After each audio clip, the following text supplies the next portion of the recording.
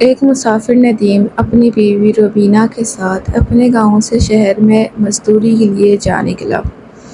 پورے دن کی تھکن سفر کے ساتھ وہ جیسے ہی شہر میں داخل ہوتے ہیں تو کچھ نقاب پوش ان کو گھیر لیتے ہیں اور پھر وہ ڈاکو روبینہ اور ناصر سے ان کا سارا سامان لے کے چلے گئے، یہاں تک کہ ان کے کپڑے تک بھی۔ ان دونوں میاں بیوی کو خالی ہاتھ چھوڑ کے ندیم اور روبینہ چھوڑ کر چلے گئے۔ کچھ دیر بعد ہی روبینہ اور ناصر پر قیامت ٹوٹ پڑی۔ ایک انجان شہر میں نہ کہ کوئی جاننے والا، نہ کوئی پہچاننے والا، نہ ہی کوئی ٹھکانہ اور نہ ہی جیب میں ایک پیسہ تھا۔ ندیم پریشان ہو رہا تھا کیونکہ ندیم جانتا تھا کہ ایک انجان شہر میں کیسے رہا جا سکتا ہے۔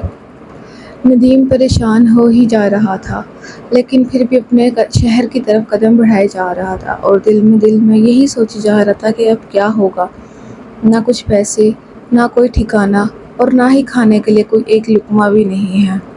چلتے چلتے جیسے ہی وہ شہر میں آگے آتے ہیں تو سایہ دار درخت کے نیچے ایک بزرگ کی نظر پڑی۔ ندیم کو یہ لگا کہ شاید ہو سکتا ہے یہ بزرگ میری مدد کر سکے۔ اس نے کہا کیوں نہ اپنی ساری حالت ان کے آگے رکھ دوں، کیا پتہ وہ میری مدد کر سکے۔ اس نے اپنی بیوی روبینہ کا ہاتھ پکڑا اور وہ ان بزرگ کے قریب جا پہنچے۔ ندیم نے پورے ادب کے ساتھ اپنی ساری کہانی بتا دی اور فرمایا، بابا سائی، ہم دونوں لٹ گئے ہیں، نہ کچھ کھانے کو ہے نہ کچھ پینے کو، مزدوری کی بات تو بہت دور کی ہے، مگر آپ ہماری کچھ مدد کر دیں تو ہم یہ احسان پوری عمر نہیں بھولیں گے۔ فقیر بابا نے ندیم کی حالت دیکھ کر افسوس کیا اور بولا، بیٹا میرے اپنے ہاتھ بھی خالی ہے، لیکن میں ایک ایسے نیک سے دل کو جانتا ہوں جو مزدوروں کی مدد کرتا ہے۔ تم لوگ اس کے پاس جاؤ اور اپنی تکلیف اس کو سناؤ، شاید اللہ تمہارے لیے کوئی راستہ نکال دے۔ انہوں نے کہا، شہر میں ایک سیٹھ اقبال ہے، تم لوگ ان کے پاس جاؤ اور ان کے پاس جا کے اپنی کہانی پوری بیان کرو، شاید اللہ تمہارے لیے اس کے دل میں نرمی ڈال دے۔ ندیم نے فقیر بابا کا شکریہ ادا کیا اور روبینہ کا ہاتھ تھامے ہوئے سیٹھ اقبال کی طرف روانہ ہو گیا۔ روبینہ بے حد حسین اور دلکش تھی اور وہ بہت ہی خوبصورت تھی، اور اس کی خوبصورتی ایسی تھی کہ کوئی بھی دیکھتا اور اس کی طرف صرف دیکھتا رہتا تھا۔ اور جیسے ہی روبینہ اور ندیم سیٹھ اقبال کے پاس پہنچے تو سیٹھ اقبال نے جب روبینہ کو دیکھا تو سیٹھ اقبال صرف دیکھتے ہی رہ گئے کیونکہ روبینہ بہت خوبصورت عورت تھی۔ اور ندیم فوراً ہی سیٹھ صاحب کے قدموں میں گر کے بہت ہی عاجزی کے ساتھ بولے کہ مجھے مہربانی کوئی پیسے دے دیجیے۔ سیٹھ صاحب کا اصول تھا کہ وہ کسی بھی کو بھی ضمانت کے بنا کوئی پیسہ نہیں دیتے تھے، لیکن انہوں نے بولا کہ پیسے تو دے سکتا ہوں لیکن میرے قاعدے کے مطابق کوئی بھی گروی چیز مجھے دے سکتے ہو۔ ندیم کا دل بیٹھ گیا کیونکہ نہ اس کے پاس کوئی زیور تھا نہ ہی کوئی قیمتی سامان، اور کچھ لمحات کے بعد وہ بولا، میرے پاس تو کچھ بھی نہیں ہے، بس عاجزی کے ساتھ ہاتھ جوڑ کے درخواست کرتا ہوں کہ میری مدد فرمائے۔ سیٹھ صاحب نے سنجیدگی الفاظ میں کہا، قواعدوں کے علاوہ کوئی بھی قانون نہیں ہوتا، خالی باتوں پہ میں بالکل بھی پیسہ نہیں دے سکتا۔ نوید کافی دن تک سوچتا رہا۔ ندیم نے دل پہ پتھر رکھا اور بولا کہ آپ میری بیوی روبینہ کو اپنے پاس رکھ لیں۔ سیٹھ اقبال اس بات پر خوش ہو گیا، اس کا تو ویسے ہی روبینہ پر دل آ چکا تھا۔ اس نے فوراً رقم نکالی اور روبینہ کو دیا۔ سیٹھ صاحب رات کو چھپتے ہوئے روبینہ کے کمرے میں گھسے۔ روبینہ دیکھ کر بالکل ڈر چکی تھی، انہوں نے خوف زدہ ہو کے چیخ ماری۔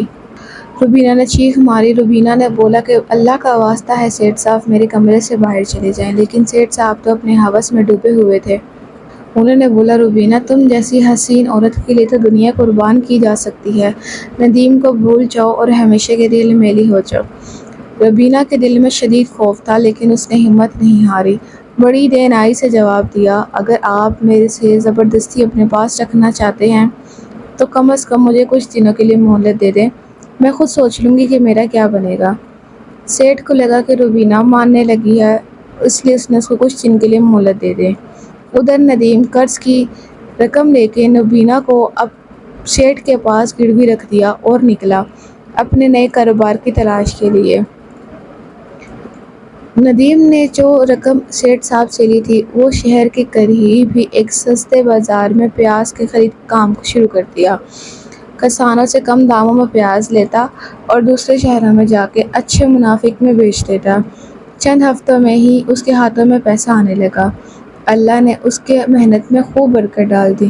ندیم کے دن پھرنے لگے اور وہ خوشی خوشی اپنے دن گننے لگا اور جلد ہی روبینہ کو واپس لے آئے گا۔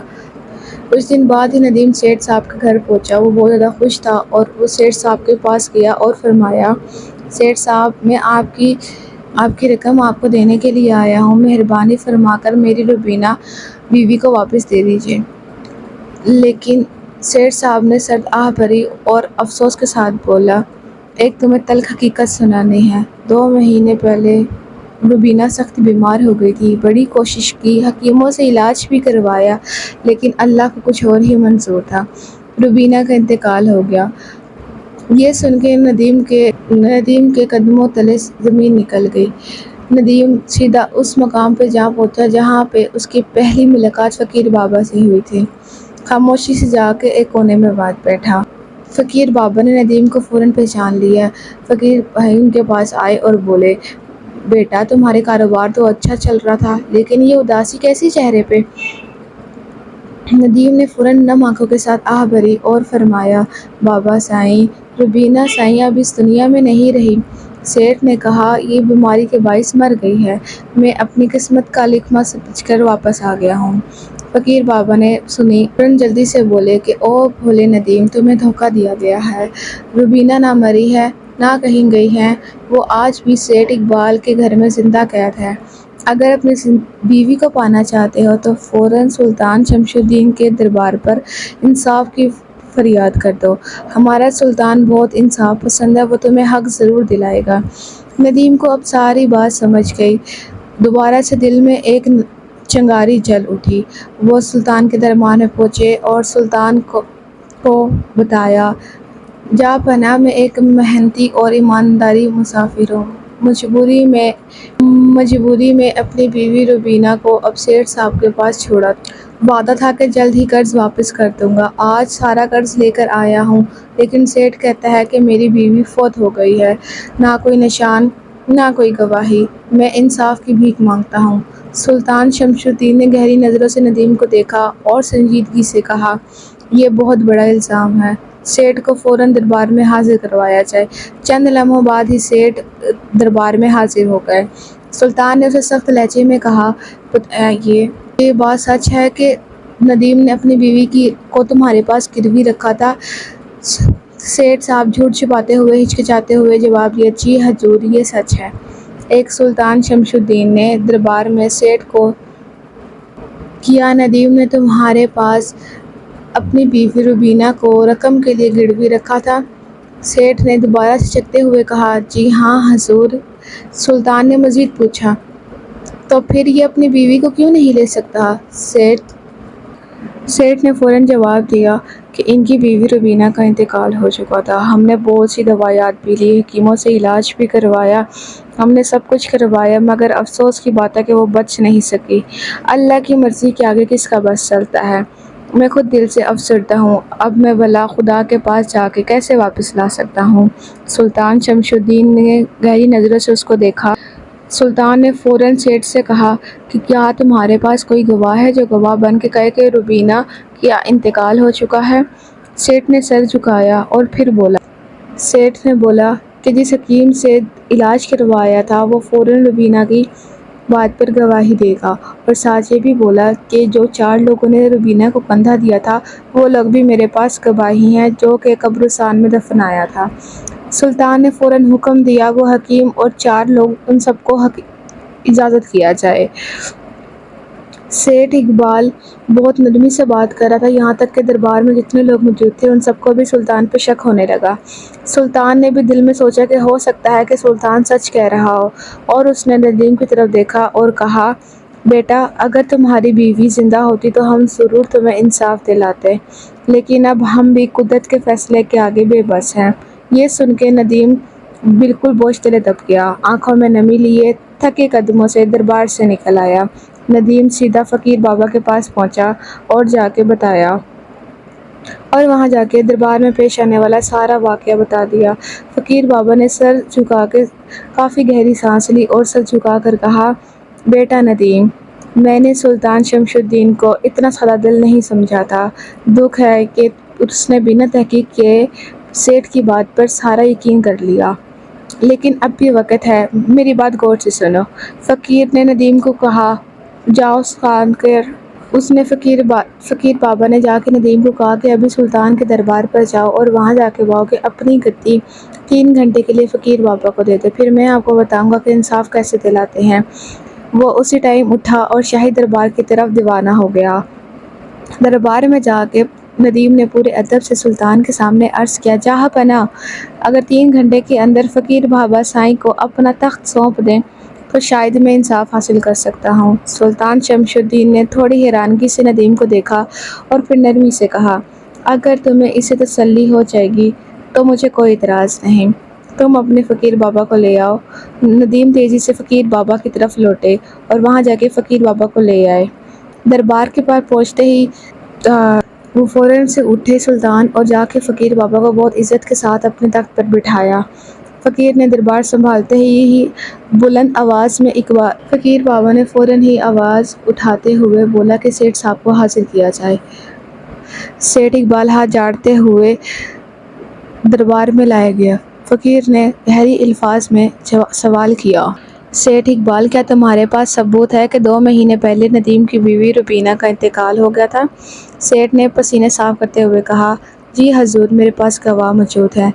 فقیر بابا نے بلند آواز میں حکم دیا، ان گواہوں کو ابھی پیش کرو۔ سیٹھ کے بلائے ہوئے سارے گواہوں کو پیش کیا گیا اور سب سے الگ الگ سوالات کیے گئے۔ اور حکیم سے پوچھا گیا کہ بتاؤ حکیم صاحب، تو کیا تم واقعی اس بات کی گواہی دے سکتے ہو کہ روبینہ کا انتقال ہوا تھا؟ فقیر نے حکیم سے پوچھا، تم یہ کیسے کہہ سکتے ہو کہ بنجارے کی بیوی کا انتقال ہوا تھا؟ حکیم نے جواب دیا، مجھے ریٹ رفیقر ہی دوائی لینے آتا تھا اور کہتا تھا کہ ایک عورت بیمار ہے، مگر میں نے خود مریض کو نہیں دیکھا۔ فقیر نے بڑی حیرانگی سے پوچھا، تو اس لیے تم یہ نہیں کہہ سکتے کہ دوائی بنجارے کی بیوی کے لیے ہی لے جا سکتے تھے؟ حکیم نے ندامت سے کہا، جی میں یقین سے نہیں کہہ سکتا، لیکن ہاں سیٹھ جی میرے سے دوائی ضرور لے جایا کرتے تھے۔ فقیر نے سخت لہجے میں کہا، تو اس کا یہ مطلب یہ ہوا کہ تم مریض کو دیکھے بغیر دوائی دے دیتے تھے؟ یہ تو بہت ہی عجیب بات ہے۔ اگر تم دوائی کے بجائے کر دیتے تھے تو ہو سکتا ہے تمہاری دی گئی دوائی سے ہی بنجارے کی بیوی کی موت ہوئی ہو۔ فقیر کی یہ بات سن کر حکیم کا چہرہ خوف سے لال ہو گیا اور اس نے کہا، نہیں حضور، ایسا ہرگز نہیں ہو سکتا۔ میں کسی مریض کو جان بوجھ کے جھل کیوں دوں گا؟ اس طرح تو میری ساری عزت خاک میں مل جائے گی۔ فقیر نے کہا، اب تم کچھ بھی کہو، لیکن تم نے لاپرواہی ضرور کی ہے۔ تمہیں اپنے فرض میں کوتاہی اور تم نے بے گناہی کی ہے اور تمہیں اس کی سزا میں 50 کوڑے ملیں گے۔ ساتھ ہی تمہارا منہ کالا کر کے تمہارے شہر میں گھمایا جائے گا۔ اب یہ فیصلہ تم کرو، سچ بولو گے یا سپاہیوں کو حکم دو؟ یہ سن کے حکیم کا جسم کانپنے لگا اور وہ فوراً ہی فقیر کے قدموں میں گر پڑا اور گڑ گڑا کر بولا، حضور مجھے معاف کر دیجیے، میں سب سچ قبول کرتا ہوں۔ میں نے سیٹھ کے کسی بھی مریض کا علاج نہیں کیا۔ مجھے سیٹھ نے ہزاروں روپے دیے تھے اور کہا تھا اگر گواہی کی ضرورت پڑی تو میں اس کے حق میں جھوٹی گواہی دے دوں۔ میں نے لالچ میں آ کے اس کی بات مان لی، یہی میرا گناہ ہے۔ فقیر نے گمگیر آواز میں کہا، گناہ تو تم نے کیا ہے، اس لیے تمہیں جھوٹی گواہی دینے کے جرم میں 50 کوڑے لگانے کی سزا دی جاتی ہے۔ فقیر کے حکم پر فوراً عمل کیا گیا۔ سپاہیوں نے حکیم کو پکڑا اور اس کو 50 کوڑے مارنا شروع کر دیے۔ پہلے ہی کوڑے کے ساتھ حکیم زور سے چیخا، سلطان مجھ پر رحم کیجیے، میں مر جاؤں گا۔ ہر کوڑے کے ساتھ ہر درد بھری آواز اس کے دربار میں گونجنے پڑی۔ یہ منظر دیکھ کے سیٹھ کے باقی 4 گواہ بھی پریشان ہو گئے۔ وہ سب پریشان ہونے لگے۔ یہ سب وہی لوگ تھے جنہوں نے دعویٰ کیا تھا کہ انہوں نے بنجارے کی بیوی کو جنازے کو لے جا کے قبرستان میں دفنایا ہے۔ فقیر نے ان چاروں سے کہا، تو تم لوگوں کا کہنا ہے کہ تم نے اس عورت کو قبرستان میں دفنایا تھا؟ اچھا یہ بتاؤ، دفنانے سے پہلے مردے کو غسل دیا جاتا ہے، پھر اسے کفن پہنایا جاتا ہے، تم نے یہ سب کیسے کر سکتے تھے؟ اگر عورت مری ہی نہیں تھی تب فقیر بابا سائی نے دربار میں موجود چاروں گواہوں کو سخت نگاہوں سے گھورتے ہوئے کہا، کسی نے بھی اپنی آنکھوں سے روبینے کا چہرہ دیکھا تھا یا اس کا جسم دیکھا تھا؟ جب جنازہ تیار ہو رہا تھا تو چاروں ہی اسی ٹائم تھر تھرانے لگے اور ایک نے ہمت کر کے کہا، نہیں حضور، ہم نے اس کا چہرہ یا جسم نہیں دیکھا تھا۔ سیٹھ اقبال نے خود جنازہ تیار کر کے صرف ہمیں قبرستان لے جانے کا حکم دیا تھا، ہم نے تو بس آنکھ بند کر کے چارپائی اٹھائی اور دفنا دیا۔ فقیر بابا نے پھر سے گہری سانس لی اور ٹھہرے ہوئے لفظوں میں کہا، تو مطلب یہ کہ تم نے بغیر دیکھے مان لیا کہ وہ مر چکی تھی؟ نہ سانس چیک کی، نہ جسم چیک کیا؟ تم نے کیسے چیک کر لیا کہ وہ جنازہ ان کی بیوی کا تھا؟ ہو سکتا ہے وہ اندر بے ہوش ہو، کچھ بھی ہو سکتا ہے۔ اب فقیر بابا کی الفاظ میں سختی بڑھنے لگی۔ اس نے تیزی سے کہا، یہ تو سیدھی سیدھی سازش لگتی ہے۔ تم لوگوں نے لاش دیکھے بغیر ایک جیتی جاگتی انسان کو دفنا دیا۔ یہ نہ کہ ایک سنگین گواہی ہے بلکہ ایک پورا کا پورا جرم ہے۔ یہ سن کے چاروں کے چاروں گواہ دم پخت رہ گئے اور ان کے ماتھے پہ پسینے موتیوں کی طرح چپکنے لگے۔ وہ فقیر بابا کی زبان سے اب یہ سننا رہ گیا تھا کہ ان کو بھی کوڑوں کی سزا ملے گی۔ حکیم صاحب کے کوڑوں کی سزا تو وہ چاروں کے چاروں پہلے ہی سن چکے تھے۔ اب فقیر بابا کے منہ سے موت کی سزا سن کے وہ چاروں کے چاروں پریشان رہ گئے۔ فقیر بابا نے پھر سے سیٹھ صاحب کی طرف نظر ڈالی اور ان کو کہا، اور وہ نظر چرانے لگا۔ فقیر بابا نے بلند آواز میں کہا، سیٹھ اقبال، تمہارے جھوٹے گواہ پہلے ہی خوف سے کانپ رہے ہیں، اب تم خود بتا دو، کسی معصوم عورت کو زبردستی اپنے گھر میں رکھنے سے، قید رکھنے سے اور شوہر کو دھوکہ دینے کے جرم میں تمہیں کون سی سزا دینی چاہیے؟ سیٹھ اقبال کے ہونٹ کانپنے لگے اور وہ کچھ بولنے کی کوشش کر رہا تھا لیکن الفاظ جیسے گم ہو گئے تھے، لیکن ہکلا ہکلا رہ گیا تھا۔ فقیر بابا سائی نے سخت لہجے میں کہا، میرے پاس تو تمہارے لیے 10 سال کی قید کی سزا سنانے کا پورا حکم ہے، لیکن تم فوراً روبینہ کو دربار پہ حاضر کروا دو تو شاید میں تمہاری سزا کم کر سکتا ہوں۔ دربار میں ایک دم سا سناٹا سہہ گیا۔ سب کی نظریں سیٹھ اقبال پہ جمی ہوئی تھی۔ سلطان شمس الدین کے حکم پہ سیٹھ اقبال نے اپنے نوکروں کو گھر بھیجا اور کچھ ہی دیر میں روبینہ کو دربار میں حاضر کر دیا گیا۔ روبینہ جیسے ہی دربار میں حاضر ہوئی، ندیم کی آنکھوں میں خوشی کے آنسو چھلکنے لگے۔ فقیر بابا سائی نے نرمی سے روبینہ کا ہاتھ ندیم کے ہاتھ میں دے دیا اور کہا، اپنی امانت کو سنبھالو۔ پھر فقیر بابا نے عدل کے تقاضے کو پورے کرتے ہوئے سیٹھ اقبال کو جھوٹی گواہی اور معصوم عورت کو قید رکھنے کے جرم میں 5 مہینے کی قید کی سزا سنائی گئی اور ان چاروں جھوٹے گواہوں کو بڑے دربار میں 100 کوڑے مارنے کی سزا دی گئی تاکہ سب کے لیے عبرت کا نشان بن سکے۔ یہ منظر دیکھ کے سلطان شمس الدین حیران رہ گیا۔ وہ دل سے فقیر بابا سائی کا دانائی اور انصاف پسندی کو سلام کرتے ہوئے ہاتھ جوڑتے ہوئے بولا، بابا سائی، آپ نے جو عدل کا نمونہ پیش کیا ہے وہ واقعی انمول ہے۔ آپ نے مجھے یہ سکھایا کہ سچا انصاف کیا ہوتا ہے۔ فقیر بابا سائی نے نرمی سے اور گہری آواز میں کہا، سلطان معظم، یاد رکھنا، ایک بادشاہت کا سب سے بڑا فرض حکومت چلانا نہیں ہوتا بلکہ انصاف کرنا بھی ہوتا ہے، اور ایک شوہر کا سب سے بڑا فرض اپنی بیوی کی عزت اور حفاظت کرنا ہوتا ہے۔ یہ کہہ کر فقیر بابا 3 سنہری نصیحتیں سلطان کو دے دی۔ پہلی نصیحت، جب تمہاری بیوی بیمار ہو تو اسے تنہا نہ چھوڑو۔ جیسے وہ تمہارے سکھ دکھ میں تمہارا ساتھ دیتی ہے، ویسے ہی تمہارا بھی فرض ہے کہ تم اس کی بیماری میں اس کا ساتھ دو۔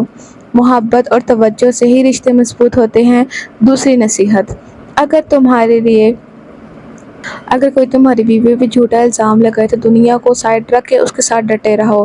ایک مرد کی سچائی کا پہلا پیمانہ یہی ہے کہ وہ مشکل وقت میں اپنی شریک حیات کا ساتھ نہ چھوڑے، یہی اصلی محبت اور رفاقت کی نشانی ہے۔ تیسری نصیحت، اپنی بیوی کو کبھی بھی غیر محرم مرد کے ساتھ اکیلا نہ چھوڑو، چاہے وہ کوئی دوست ہو، چاہے وہ کوئی رشتہ دار ہو۔ زمانے کے حالات بدلتے رہتے ہیں، عقل مند اسی میں ہے کہ اپنی عزت اور رشتوں کی حفاظت ہوشیاری سے کریں۔ بابا سائی کی فقیر یہ بات سن کر سلطان شمس الدین نے عاجزی سے سر جھکا دیا اور وعدہ کیا، بابا سائی، میں ان تینوں نصیحتوں کو دل سے اپناؤں گا اور اپنے دربار میں ہمیشہ سے انصاف کروں گا۔ آپ نے آپ نے مجھے اصل حکومت دی ہے اور رشتوں کی قدر سکھا دی ہے۔ دربار میں جتنے بھی لوگ موجود تھے سب کے سب فقیر بابا کے لیے دل سے دعا کرنے لگے اور ندیم اور روبینہ خوشی خوشی آگے اپنے سفر کی طرف روانہ